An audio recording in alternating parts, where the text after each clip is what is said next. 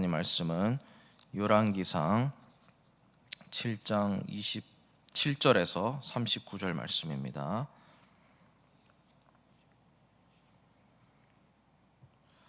우리 다 함께 읽겠습니다. 또 노스로 받침 수레 열을 만들었으니 매 받침 수레의 길이가 4규빗이요 너비가 4규빗이요 높이가 3규빗이라.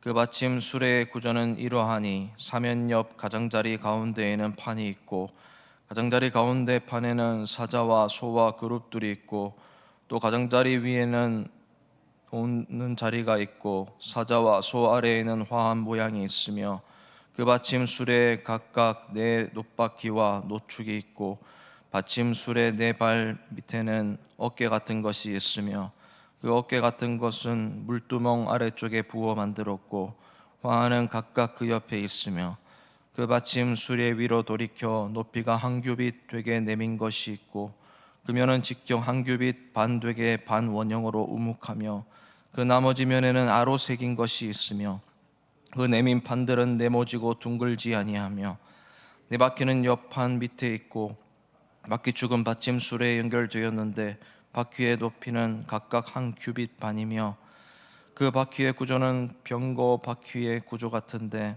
그 축과 태와 살과 통이 다 부어 만든 것이며 받침 수레 4 모퉁이에 어깨 같은 것 4이 있는데 그 어깨는 받침 수레와 연결되었고 받침 수레 위에 둥근 테두리가 있는데 높이가 반 규빗이요 또 받침 수레 위에 버팀대와 옆판들이 받침 수레와 연결되었고 버팀대 판과 옆판에는 각각 빈 곳을 따라 그룹들과 사자와 종려나무를 아로 새겼고 그 둘레에 화한 모양이 있더라. 이와 같이 받침 수레 10개를 만들었는데 그 부어 만든 법과 크기와 양식을 다 동일하게 만들었더라. 또 물두멍 10개를 노스로 만들었는데 물두멍마다 각각 40밭을 담게 하였으며 매 물두멍의 직경은 4규빗이라. 10받침 수레 위에 각각 물두멍이 하나씩 있더라. 그 받침 수레 5은 성전 오른쪽에 두었고 5은 성전 왼쪽에 두었고 성전 오른쪽 동남쪽에는 그 바다를 두었더라. 아멘. 지금 솔로몬이 예루살렘 성전을 건축했었을 당시에 성전의 기물들의 배치 그리고 제단의 모양 이런 것들을 계속 기술을 하고 있습니다. 이 과거를 회상하면서 그 건축했던 양식들을 다시 기록하고 있는 후대의 어떤 사람의 모습입니다. 아마 이 열왕기상은 학사 에스라에 의해서 기록된 것으로 많이 추측을 하고 있는데 정확하게 100%는 아니지만 거의 그렇게 보고 있습니다. 학사 에스라는 바벨론 포로에서 귀환했던 세대의 인물입니다. 그래서 다시 귀환한 뒤에 우리 국민의 정체성 그리고 하나님의 백성으로서의 삶, 예배 이런 것들을 다시 중요하게 되새기면서 우리가 회복해야 될 것이 무엇인지 그 목적을 가지고 열왕기상을 기록했다고 거의 알려져 있습니다.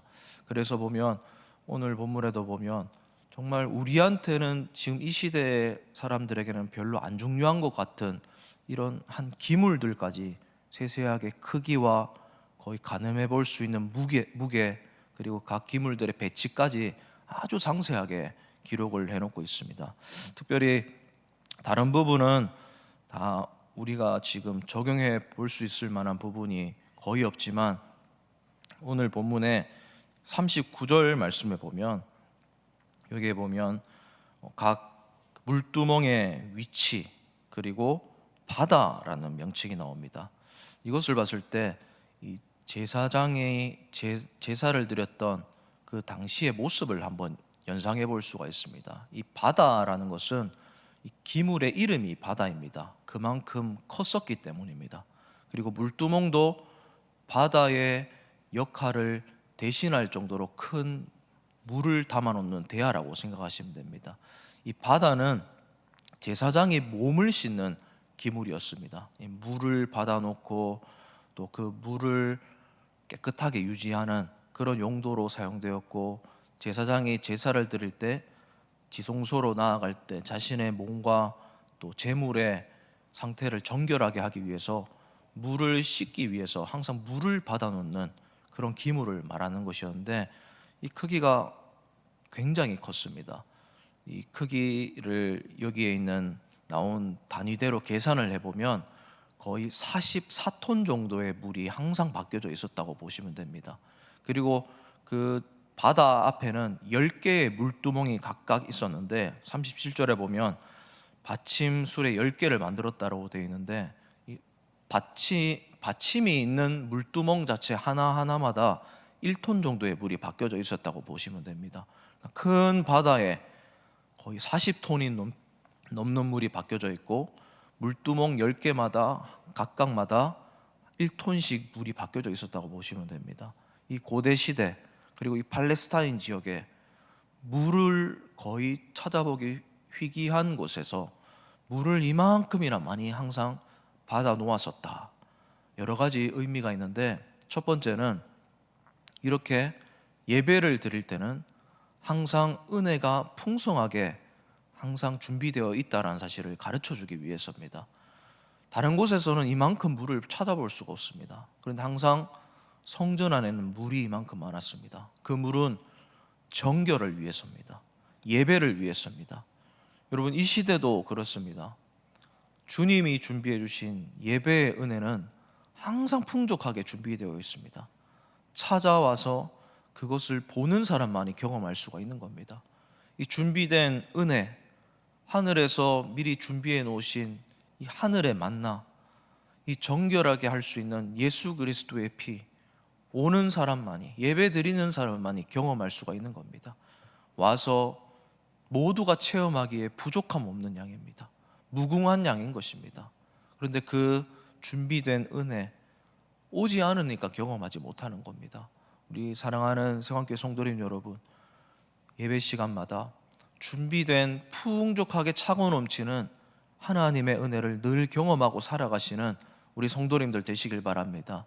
예배 시간 오셔서 나를 정결케 하시고 나 대신 죽으시고 십자가에서 사흘 만에 다시 그 부활하신 그 예수님의 은혜, 나를 새롭게 하신 은혜, 나와 하나님 사이에 막힌 담을 한 번에 허물어 주신 그 은혜, 하나님의 자녀로 살아갈 수 있는 은혜, 날마다 풍성하게 체험하시는 우리 성도님들 되시기를 주님의 이름으로 먼저 축복을 드립니다. 두 번째로, 이렇게 많은 물의 양이 항상 있었다라는 것은 그 물을 혹은 그 제사를, 이 성전을 항상 관리했던 관리자들의 수고와 섬김이 항상 있었다라는 것입니다. 이 물을 퍼나르기 위해서, 또 물을 그 자리에 유지하기 위해서, 또 정결하게 하기 위해서 얼마나 많은 사람의 수고가 있었을까요? 당시에 이 예루살렘 성전에는 요단강도 흐르고 있었지만 이 기온샘이라는 샘도 있었습니다. 근데 그것들을 어떤 방법으로 다 날라서 이렇게 물을 다 채워놓은지는 기록이 되어 있지는 않지만, 그 44톤, 그리고 1톤씩 10톤, 거의 50톤, 60톤에 육박한 이 물을 여기에 다 채워놓았다. 보이지 않는 섬김이 있었다라는 겁니다. 참 많은 수고가 있었다라는 겁니다. 여러분, 교회가 바로 그런 곳입니다. 교회 예배를 유지하기 위해서 참 많은 섬세한 손길들이 필요합니다. 남들은 알아채지 못하지만 예배 드리는 사람들은 그걸 다 알아채야 됩니다. 그래서 그 보이지 않는 섬김의 손길들을 보면서 항상 감사해 하고 있어야 됩니다. 그리고 나도 그 섬기는 손길에 보탬이 될 수 있어야 되는 것입니다. 여러분, 이 당시에 이 물들을 다 유지하기 위해서 밤에 했을 수도 있고, 아니 사람들이 제사를 드리지 않는 그 빈틈 중간중간에 얼마나 세심하게 그 물들을, 그 오물들을 다 걷어냈을까요? 우리 교회에서 참 보이지 않게 주차로 안내하시는 분들, 추울 때 더울 때 얼마나 애쓰고 계시는지 몰라요. 또 방송실에서 항상 사각지대에서 방송으로, 음량으로, 또 자막으로 섬기시는 분들, 얼마나 보이지 않는 곳에서 홀로 고독과 싸우면서 예배드리는지 모릅니다. 또 식당에서, 또 안내로, 또 이런 보이지 않는 손길들이 얼마나 귀한지 몰라요. 다음 세대 교사로, 또 장로님들은 저 당회에서 참 보이지 않게 다 예배 전에 미리 예배를 준비하시는 분들, 또 교회 성도님들이 오시기 전에 평일에 예배를 위해서 오셔서 기도로 그 기도의 제단을 쌓으시는 분들이 참 많이 있습니다. 그럼 이런 한 사람 한 사람들의 풍족한 섬김과 손길이 있을 때 교회가 은혜가 풍족하게 되는 것입니다. 우리 사랑하는 성도님 여러분, 이 귀한 섬김, 그 봉사, 하나님이 다 보고 있다는 사실을 꼭 기억하시길 바랍니다. 그 섬세한 손길들, 그 내려놓고 살아가시는, 투자하는 시간과 젊음과 열정들, 그 애쓰는 기도의 제목들 하나하나 다 성전인 것입니다. 그리고 성령이 거하시는 자리인 것입니다. 우리 모두가 이 교회 안에서 그런 섬김의 손길들이 쌓였을 때 하나님이 얼마나 기뻐하시는지 그것을 늘 감격해하면서 또 자부심을 느끼면서 그 사실 하나만으로도 감사해하면서 꼭 그 섬김의 손길들 더 많이 늘 끊이지 않고 섬기게 되시는, 봉사하시는 우리 성도님들 되시기를 다시 한번 주님의 이름으로 축복을 드립니다. 이런 모든 것들이 합쳐져서 지금 성전을 이루고 있었다라는 것을 과거를 회상하며 기억하는 것입니다. 왜 이렇게 상세하게 기록을 해놓는 것이겠습니까? 왜 이렇게 위치 하나하나까지 다 기록을 해놓는 것이겠습니까? 잊지 말자는 것입니다. 왜냐하면 지금은 이 바벨론 포로에서 돌아온 직후는 예배가 완전히 무너졌었기 때문입니다. 그때 그 흔적을 글에서만 찾아볼 수 있었기 때문입니다. 여러분, 우리도 코로나 기간 때 참 영적으로 많이 고아처럼 힘들었던 적이 있었습니다. 순식간에 이 모든 것들이 어느 순간 무슨 일로 사라질지 모릅니다. 힘겨워질지 모릅니다. 혹은 어떤 분들은 이미 정치적으로 그렇게 앞으로 될 수 있다고 걱정하시는 분들도 있습니다. 여러분, 그 날들이 오지 않도록 우리 뜨거웠던 예배의 현장을 기억합시다. 그 풍족하게 차고 넘쳤던, 나에게 주셨던, 값없이 주셨던 그 풍성한 은혜를 늘 잊지 말아야 됩니다. 그리고 한 사람 한 사람의 섬김과 봉사가 그것들이 얼마나 귀했던 것인지 결코 잊지 맙시다. 그래서 이 모든 것들이 늘 우리 세광교회를 이루고 버티게 해주고, 또 이런 것들 때문에 교회가 살아 있었다는 사실을, 그리고 지금도 살아 있다는 사실을 기억하고 이 은혜, 그리고 이 봉사의 손길들 끊어지지 않도록, 정말 어떤 일이 있어도 이것만은 멈추지 않도록 꼭 기도해 주시고, 그리고 언제나 이런 것들 안에서 하나님의 은혜를 내가 누리면서 살아갈 수 있도록 늘 하나님께 간절히 기도하며, 내가 그것을 위해 보이지 않는 곳에서 늘 섬기며, 또 사람들과 늘 성도의 교제를 나누면서 작은 천국을 이루어가는, 잊지 않고 살아가는 우리 성도님들 되시기를 마지막으로 진심으로 주님의 이름으로 축복을 드립니다. 이 시간 우리 오늘 말씀 생각하면서 함께 기도했으면 좋겠습니다.